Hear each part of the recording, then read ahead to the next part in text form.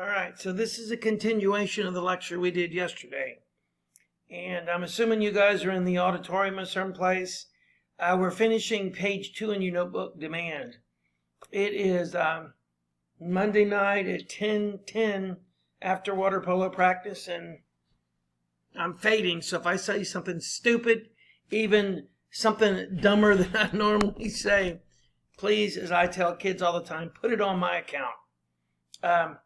All right, so we were talking about demand, and I told you demand was easy. That's not really a very philosophical term there, intellectual term. What I mean is it's easy for demand to go up or demand to go down. I'm going to give you several examples here. But I want to show you now what it looks like when there's an increase in demand. Now remember, if you have a product, and we can't see what the product is here. We were talking about peanut butter. We'll say this is the price of peanut butter. If all the peanut butter company does is change the price, it's just a movement along the curve, okay? Now, we don't have dots on this curve. But if something, remember, the peanut butter company thinks they know how much people are willing to buy for their peanut butter. And they'll say, well, if we put the price at $4 a container, we're going to sell 3 million cans or bottles or whatever you call it. They have this, that is called a demand schedule. And whenever they have their prices and you graph it, that makes the demand curve. So the demand curve is set. So if the only thing that happens is they change the price, you just move along the line, okay? It's a movement along the demand curve. Now, if something major happens outside the peanut butter world that would cause the demand for peanut butter to go up or down, those original numbers are all wrong, right? So if they were to find out, say, peanut butter causes cancer, oh my gosh, everyone's going to want peanut, did I say causes? I'm sorry, it is like peanut butter cures cancer. If they said peanut butter cures cancer, everybody, I would have it for breakfast. I'm just telling you, everybody would buy it. So all those original numbers are wrong. So they've got to redo their demand schedule, and the demand curve would leap outward. That's what you see right here. So if there's an outward shift of the whole line, that's an increase in demand. Notice there's no numbers here. And so I don't know exactly how much we're going to get done on Wednesday and Thursday, but I'm going to give you a pretty slam up, jam up bunch of essays Friday. Probably not going to give you any multiple choice, but I'm going to give you a bunch of scenarios. Now, by the way, I know scenario has a C in it. Scenario, but I like to, I call them scenarios. It's an old joke, SK. I know I'm actually fairly educated. I know I'm saying that wrong. But the deal is this thing is going to leap outward. If you were to find out that peanut butter causes herpes, I would suspect that the demand would drop inward sharply. All those numbers in the schedule are immediately wrong. So this is what it looks like when there's an increase in demand. This is what it looks like when there's a decrease in demand. The demand curve shifts inward. Now, probably what we're going to do Thursday is we're going to do a whole bunch of problems. Right now, I want you just thinking this through. I want to make this intuitive to you. I want you to be so good at economics. That's the purpose of this class. When some boneheaded politician comes along and promises you something that you know is economically stupid, you don't fall for it. You don't vote for them. You're like, dude, you're an idiot. Go sell this on somebody that took honors. So the thing is, this is a political class, just so you know. In government and politics are both political classes. That's why they make them, you take them in your senior year. So just understand, hey, this is going to cause the demand to go up. This will cause demand to go down. Now, let's finish the shifters. We're about done with this lecture. Now, we did all this, substitutes and complements. Substitutes, always use Dr. Pepper and Mr. Pibb. Complements, funny story I got to tell you, and even though I'm recording this, I'm going to still tell stories.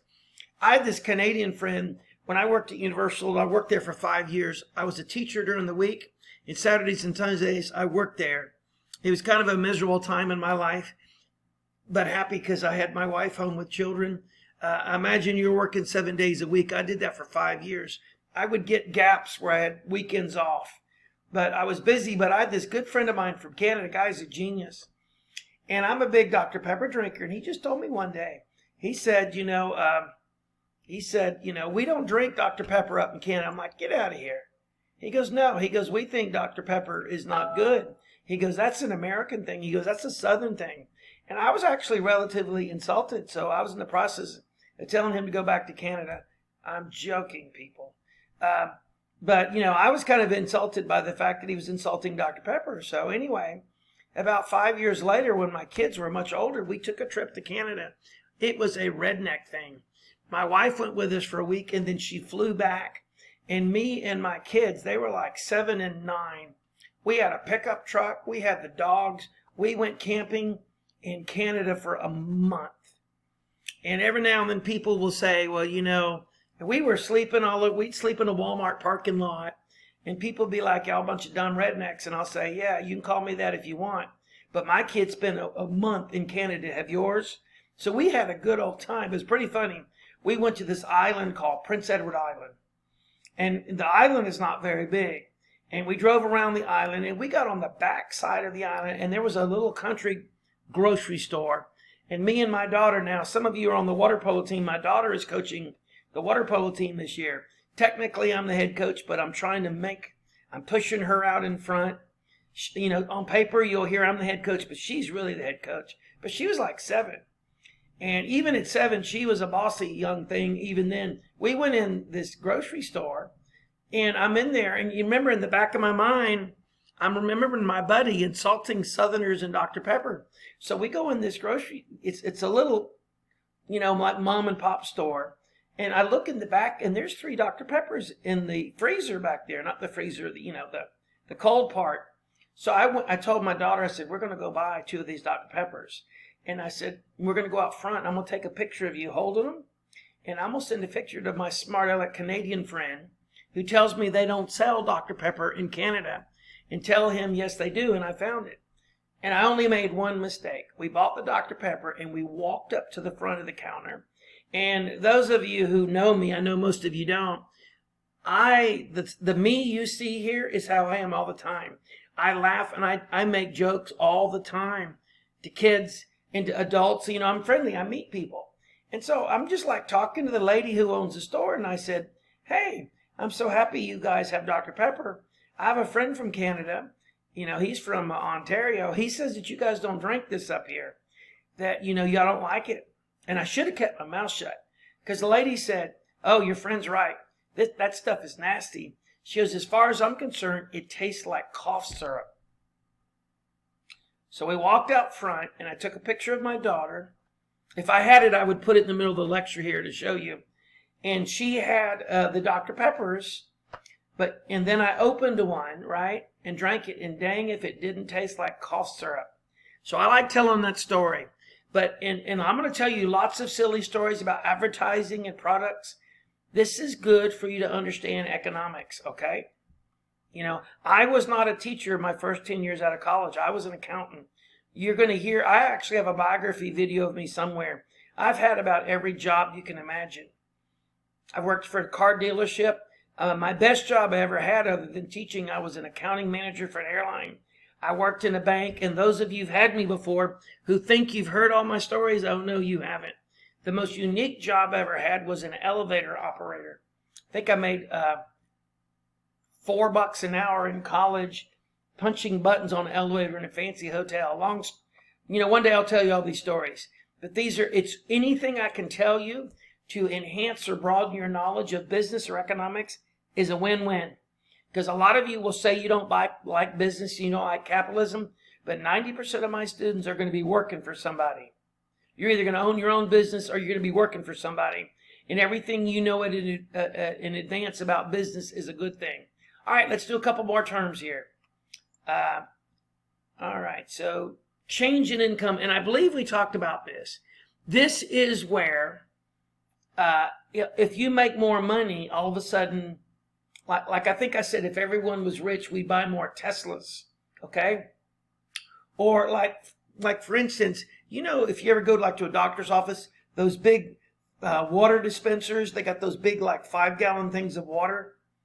And so I remember when I was a young teacher, I was talking to my teacher buddies. I used to teach middle school, And one of them was talking about her neighbor. She goes, yeah, my neighbor complains all the time about how broke she is. She goes, but she has one of those water trucks that comes up to her house and delivers bottled water. Now, pretty much a lot of people drink bottled water now, but I'm drinking water out of the tap. I'm drinking water. See, I always have my AP bottles. I'm drinking water out of a tap right now because most of my redneck friends think it's silly to buy bottled water. But she was talking about that. And here's the thing. If you have a nice job and you're willing to pay for someone to give you bottled water, fine. But as soon as you lose your job and you have trouble making your house payment, you're probably not going to be buying bottled water. You're probably going to be drinking water out of the sink. That's what they call tap water. And so look for the change in income. And so again, you guys are watching this video, but come Thursday, maybe even Wednesday, what I'm probably going to do is give you a whole bunch of scenarios. I'm going to say, okay, draw a graph, and I'll give you a situation. This happens. What happens to the graph? And I want you to make it intuitive, If you're buying bottled water, all of a sudden you lose your job, the demand for bottled water in your house is probably going to drop. All right, that's changes in income, just common sense. You have a lot of money, you'll buy more luxury items. You'll take your significant other to a fancy restaurant. You lose your job, you're going to the Taco Bell drive-thru. All right, changes in tastes. Okay, this is a big one. Do you know what a fad is? I don't know if you guys use this term anymore, but, I'm almost 60 years old. We've been through tons of fads. And when I was young, we had these fads, and I like telling stories about this. So during the 70s, long about 1976, 1977, there was a fad who swept the United States of pet rocks. Have you ever heard about this? It's the dumbest thing I've ever heard of. My cousin got one. For Christmas, we're sitting there saying, what'd you get for Christmas? He said, I got a pet rock. It's literally a box with a rock in it. And these girls I went to school with, they would get all silly with it. And the guys too, they would bring this rock to class with them. And they would pay extra money and get a hat for it. And maybe like draw a little face on there. And they'd be sitting there taking a test. And they'd have this stupid rock sitting there. And you're like, is that rock telling them the answers? I was never dumb enough to fall for this. If somebody gave me a pet rock, I'd have been pissed off. I'd be like, why did you pay $5 for that rock? They're like, it's my friend. I'm like, I got a whole bunch of friends in the backyard, rocks that didn't cost me $5. So it was a fad. And so what happened was for a long time, for like maybe 6 months, everybody had to have a pet rock. And then after 6 months, people realized, hey, we're idiots. There was one that happened, oh my gosh, I think probably maybe back when you were 1 or 2 years old, there was some doll, a Tickle Me Elmo. And it was some like a thing that everyone had to have. And so what happened was everyone had to have one. The demand for these things went up. And then after a while, once everybody had one, the demand dropped. You guys, you video gamers, my son, you're going to hear me talk about him a lot. He has a degree in video game design. I mean, he is a geek from the word go. I bought him like Crash Bandicoot when he was a kid, and it's like his life's over. He lives for designing video games.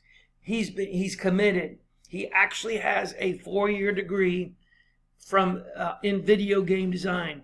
He makes cell phone apps for the U.S. military. He does top secret. He does work, But anyway, I'm getting off topic here. So what was my... one more example of the tastes. There was a game console. Now, you guys know about Xbox and PlayStation. There was a game console called Wii. And I think probably, I've had kids tell me they still have it, but I think it's what you call retro or nostalgia. But for a while, it was the hottest thing. I mean, and so tastes come and go. Okay? And so it is very likely, I'm telling you, you're driving to work one day and you hear on the news, drinking orange juice, cures cancer. I already used this example. Boom, demand for orange juice goes up. An hour later, they come on, they say a new medical study has shown that's wrong. It does not cure cancer. And then it drops. So tastes come and go. It can go up one day and go down the next. And I think we have one more of these. The next one is a change in expectations. Okay? And so, let me see how I need to make this easy. But hopefully most of you are sitting there nodding your heads and you're like, this is easy stuff, Russell. Why do you say macro's hard? Believe me, the tough days are coming. This is the easy stuff. So let me see if I can come up with an example. I can only give you an example about something I'm familiar with. So most of you who've had me know I'm a major kayaker. My family owns I don't know our current count. I think we have 6 kayaks right now in my garage. We're kayakers. I had 7 at one point. My best friend at one point had 15. He's got a big family. And so between the two of us, we have a whole bunch of kayaks, a bunch. We have some that we own in common. Me and him share. We bought them together, and I'm not including them in my 6. So I'm a kayaker, but for a long time, canoes were the rage in the United States. And canoes were made out of some metal named Royalex. And so out there, some major company made Royalex. And it was made for some industrial use. And the canoe companies would buy it and make canoes. And then all of a sudden, the whatever Royalex was being used for, they decided they no longer needed it. Now remember, it has some use. Its major use is not the making of canoes. But the people who made canoes, they would buy Royalex just because they could get it fairly cheaply. All right? So here's what happens. These companies that make Royalex come out and say, you know what, we're going to quit making Royalex. As soon as they say they're going to quit making it, what is going to happen to the demand for that Royalex? At least from the canoe companies, it's going to skyrocket. That's a change in expectations. Okay? I probably shouldn't use this as an analogy, with Generation Z, but you guys seem like you're pretty intellectually and emotionally stout. What is happening? We're changing from a Republican president to a Democratic president. What is happening to gun sales in this country? They are skyrocketing. You can't buy a gun anywhere. You can't even buy ammunition because there's an expectation. I don't believe this is going to happen. Biden has, said repeatedly, in the past, remember this is the 3rd time he ran for president. He's been around for a long time. He's the kind of guy who would say repeatedly, I'm not going to come take your guns away. We might regulate magazines or automatic weapons, but I'm not going to take shotguns out of the hands of hunters. But what's happening is because the administration is changing hands, there is an expectation that maybe there's going to be some gun control legislation. So what's happening to the demand for guns? Flying through the roof. Okay? 4 years from now, if it changes hands and they elect another Republican, gun sales might drop depending on the perception. So expectations come and go. I think at this point we're done with the demand lecture. So I intend to start the supply lecture. Please take good notes, and I will put directions in Canvas announcements for what you're supposed to do.